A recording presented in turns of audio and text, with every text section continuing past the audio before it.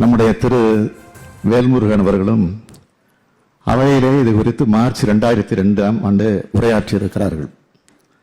தற்போது இந்த சம்பவம் குறித்து என்னுடைய கவனத்திற்கு வந்தவுடனே நான் தீவிர நடவடிக்கை எடுக்க உத்தரவிட்டுள்ளேன். அது குறித்து நான் அனைத்து உறுப்பினர்களும் பேசிய பின்னர் விரிவாக பதில் வழங்குகிறேன். அப்போது சரிவர நடவடிக்கை எடுக்கப்படவில்லை. தற்போது உரிய நடவடிக்கை எடுக்கப்பட்டுள்ள காரணத்தால் இப்போது பேசுகிற உறுப்பினர்கள் அந்த நிகழ்வு குறித்து பேசுவார்களோ என பயந்துதான் இவர்கள் இன்றைக்கு திட்டமிட்டு ஒரு நாடகத்தை அரங்கேற்றிவிட்டு வீதிகளுக்கு சென்று விதிகளுக்கு புறம்பாக நடந்து கொண்டு மரபுகளுக்கு மாறாக குழப்பம் விளைவிக்க முயன்று வெளியேற்றப்பட்டிருக்கிறார்கள். ஜனநாயக முறையில் இந்த மாமன்றம் நடைபெற வேண்டும் என்பதில் தலைவர் கலைஞர் அவர்களும் நானும் அசையாத கொள்கை உறுதி கொண்டவர்கள். மானிய கோரிக்கைகள் மீதான விவாதத்திலே பிரதான எதிர்க்கட்சி உறுப்பினர்களும் கலந்து கொண்டு தங்கள் கருத்துக்களை தெரிவிக்க வேண்டும் என்பதில் கொள்கை உறுதி கொண்டவன் இந்த முதலமைச்சர்.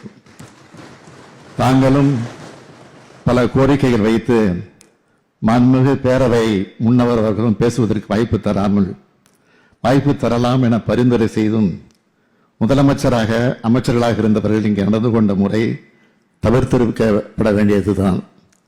பேரவை விதி 120 கீழ் பேரவைத் தலைவர் நடவடிக்கை எடுத்துள்ளீர்கள். அதில் நான் கருத்து சொல்ல விரும்பவில்லை. எனினும் என்னுடைய வேண்டுகோளாக ஒன்றை சொல்ல விரும்புகிறேன்.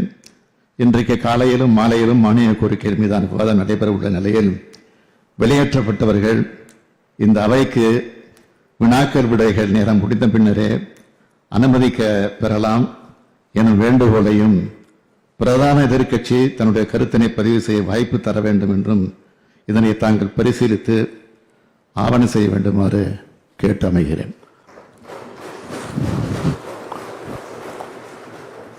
மாண்புமிகு முதலமைச்சர் அவர்கள் பெருந்தன்மையோடு ஜனநாயகத்தை பாதுகாக்க வேண்டும் என்பதற்காக எதிர்க்கட்சி உறுப்பினர்கள் இந்த கள்ளக்குறிச்சி விவகாரத்திலே பங்கெடுக்க வேண்டும் என்ற எண்ணத்தோடு மாண்புமிகு முதலமைச்சர் அவர்கள் வெளியேற்றப்பட்டவர்களை அந்த தண்டனையை ரத்து செய்து மீண்டும் அவைக்கு வரவழைத்து இந்த விதி எண் 55 கீழ் கொடுக்கப்பட்டிருக்கின்ற கவன ஈர்ப்பு தீர்மானத்திற்கு சிறப்பு கவன ஈர்ப்பு தீர்மானத்திலே கலந்து கொண்டு பேசுகின்ற வாய்ப்பையும் கொடுக்க வேண்டும்.